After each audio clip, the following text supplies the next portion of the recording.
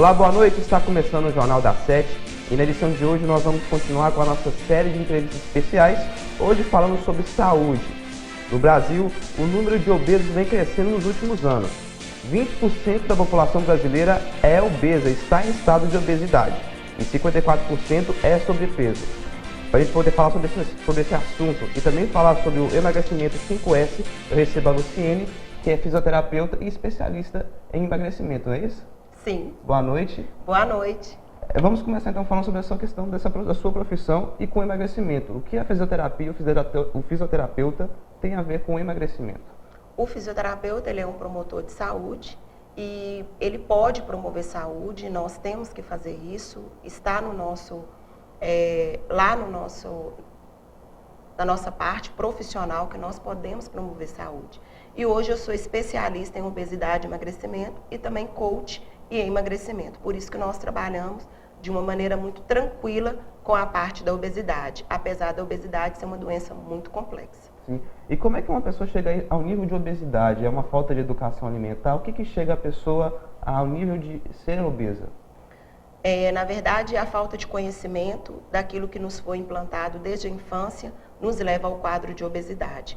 O ser humano, ele não está preparado para a modernidade. Então, as coisas modernizaram muito. O ser humano ficou cada dia mais sedentário, comendo comidas embutidas, enlatadas, e ele está desembalando mais do que descascando. Então, por isso que a obesidade hoje se tornou um problema grave, uma pandemia, e que um problema de saúde pública que nós devemos levar muito a sério. Tá. E como a gente faz para identificar então a obesidade no início? Quais são os sinais que uma pessoa está com a doença de obesidade?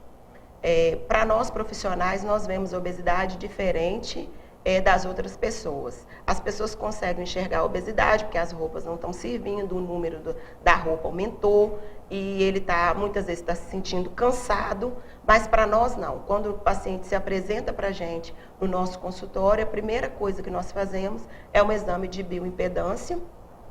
E diante do exame de bioimpedância, nós vemos quanto que está a massa gorda dele, a massa magra, a gordura visceral, que fala diretamente com resistência insulínica, que é a diabetes do tipo 2, e também as doenças do coração. O que o sedentarismo pode influenciar na obesidade?